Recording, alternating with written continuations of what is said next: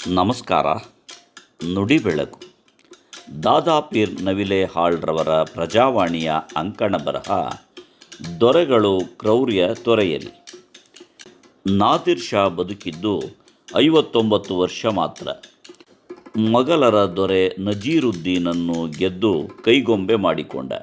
ನಿರಂತರ ಅವಮಾನದಿಂದ ತತ್ತರಿಸಿದ ಮೊಘಲ್ ದೊರೆಯ ಅಸಹಾಯಕತೆ ನಾದಿರ್ ಶಾನಿಗೆ ವಿಚಿತ್ರ ರಂಜನೆಯನ್ನು ಕೊಡುತ್ತಿತ್ತು. ಅವನ 2 ದಿವಾನರ ಸಾವಿನಿಂದ ರೋಮಾಂಚನಗೊಂಡಿದ್ದ. ಕ್ರೌರ್ಯವನ್ನು ಪ್ರೀತಿಸುತ್ತಿದ್ದ ನಾದಿರ್ ಶಾ ಜನರ ಕುತಂತ್ರ, ಸುಳ್ಳು ಮತ್ತು ಸೋಗಲಾಡಿತನಗಳನ್ನು ಕಂಡು ಕುದಿಯುತ್ತಿದ್ದ. ಚಕ್ರವರ್ತಿಯ ಎಲ್ಲ ಬಗೆಯ ವರಸೆ ಗೊತ್ತಿದ್ದ ನಾದಿರ್ ಶಾನಿಗೆ ತನ್ನ ಕಾಯಿಲೆ ಏನೆಂದು ತಿಳಿಯುತ್ತಿಲ್ಲ. ನಿತ್ಯದ ನರಳಿಕೆಯಲ್ಲಿ ಕ್ರೋಧಗೊಳ್ಳುತ್ತಿದ್ದ ನಾದಿರ್ ಶಾ ತನ್ನ ಕಾಯಿಲೆಯನ್ನು ಗುಣಪಡಿಸಬಲ್ಲ ಹಕೀಮನಿಗಾಗಿ ಕಾದು ವ್ಯಗ್ರನಾಗುತ್ತಿದ್ದ.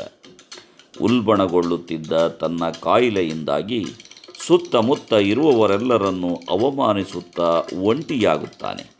ಚಕ್ರವರ್ತಿಯ ಅಣತಿಗೆ ಮಣಿದು ಬರಲೊಪ್ಪದ ಹಕೀಮ ಅಲಾವಿ ಖಾನ್ ಚಿಕಿತ್ಸೆಯ ಪ್ರಾಥಮಿಕ ತಯಾರಿಯಲ್ಲಿಯೇ ನಾದಿರ್ ಶಾನ ಅಹಮ್ಮನ್ನು ಅಲ್ಲಾಡಿಸಿಬಿಡುತ್ತಾನೆ. ಚಕ್ರವರ್ತಿಯಾದವನು ಯಾರ ಪ್ರಶ್ನೆಗಳಿಗೂ ಉತ್ತರ ಹೇಳಬೇಕಾದ್ದಿಲ್ಲ ಎಂಬ ಗರ್ವದಿಂದ ಹೇಳುತ್ತಿದ್ದ ನಾದಿರ್ ಶಾ ಹಕೀಮನ ಎದುರು ದೀನನಾಗುತ್ತಾನೆ. ನಿನ್ನ ಹೆಸರೇನು, ನಿನ್ನ ಅಪ್ಪ ಯಾರು ಎಂಬ ಸಾಮಾನ್ಯ ಪ್ರಶ್ನೆಗಳಿಗೆ ಉತ್ತರಿಸುವ ಮೊದಲು ಎಲ್ಲ ಹೇಳುತ್ತೇನೆ, ಆದರೆ ನನ್ನನ್ನು ಅವಮಾನಿಸಬಾರದು ಎಂದು ಚಕ್ರವರ್ತಿಯ ಸ್ವಭಾವಕ್ಕೆ ವಿರುದ್ಧವಾಗಿ ಕೋರಿಕೊಳ್ಳುತ್ತಾನೆ.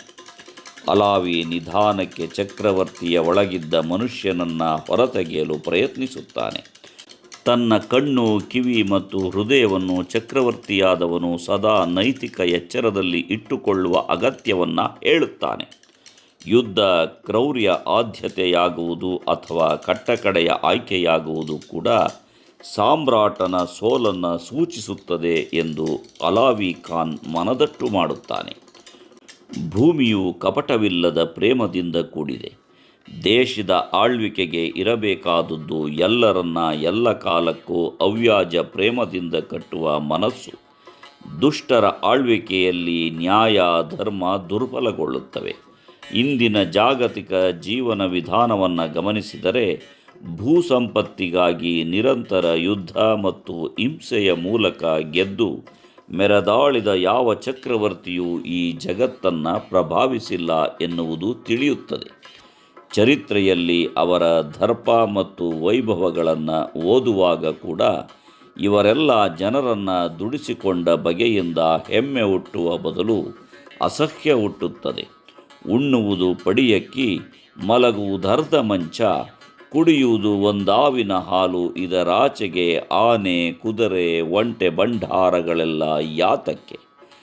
ಹಣ, ಅಧಿಕಾರಗಳಿಂದ ನೆಮ್ಮದಿ ಅನುಭವಿಸಿದವರು ವಿರಳ. ಸಂತೋಷವನ್ನು ಕಳೆದುಕೊಂಡವರು ಬಹಳ. ನಮ್ಮ ಪರಂಪರೆಯನ್ನು ನಾವು ಎಷ್ಟೇ ಭವ್ಯ, ದಿವ್ಯ ಎಂದು ಗೌರವಿಸಿದರೂ ದಿನದ ಬದುಕಿಗೆ ನಿಜಕ್ಕೂ ಆಗಿ ಬರುತ್ತಿರುವುದು ಅರಮನೆಗಳಲ್ಲ, ಕೋಟೆಗಳಲ್ಲ, ವೀರ ಶಾಸನಗಳಲ್ಲ, ಸಾಮೂಹಿಕ ಹಿಂಸೆಯ ಮೂಲಕ ಪರಾಕ್ರಮ ಸಾಬೀತುಪಡಿಸುವ ಕಾಲಮಾನ ಇದಲ್ಲ. ನಿಜಕ್ಕೂ ಜಗತ್ತನ್ನು ಆಳುತ್ತಿರುವುದು ವೈಜ್ಞಾನಿಕ ಆವಿಷ್ಕಾರಗಳು ಮತ್ತು ಜ್ಞಾನದ ತಾತ್ವಿಕ ದರ್ಶನಗಳು. ಯುದ್ಧ ಸಾರಿದ ದೊರೆಗಳ ಮುಖಗಳು ಮಾನವೀಯ ಆರ್ದ್ರತೆಯಿಂದ ಕೂಡಿಲ್ಲ. ಈ ಕ್ರೌರ್ಯ ಭಾವದ್ವೇಷವೇ ಇಲ್ಲದ ಸೈನಿಕರನ್ನು, ನಾಗರಿಕರನ್ನು ಸಾವಿನ ಮನೆಗೆ ತಳ್ಳುತ್ತಿದೆ. ನಾನು, ನನ್ನದು, ನನ್ನಿಂದಲೇ ಎನ್ನುವ ಅವಿವೇಕ ಅಹಂಕಾರವಾಗಿ ಬದಲಾಗಿ ಈ ನೆಲ ಕುಲುಮೆಯಾಗುತ್ತಿದೆ. ನಾವು ಬದುಕುತ್ತಿರುವ ಭೂಮಿ ತಣ್ಣಗಿರಲಿ ಎಂದು ಪೇಪರ್ ಸ್ಟ್ರಾ ಬಳಸುವ ಪುಟ್ಟ ಹೃದಯವಂತನೊಬ್ಬನ ವೇದನೆ ಮೂಕ ಮರ್ಮರವಾಗಿ ಕಾಡುತ್ತಿದೆ. ಕ್ರೌರ್ಯ ತೊರೆದು ಕರುಳು ಕಣ್ಣು ಪಡೆದ ಮಗುವಿನಂತಾಗಲು ದೊರೆಗಳಿಗೆ ಅಲಾವಿಯಂತಹ ಹಕೀಮ ಸಿಗಲಿ. ನಮಸ್ಕಾರ. ಧನ್ಯವಾದಗಳು.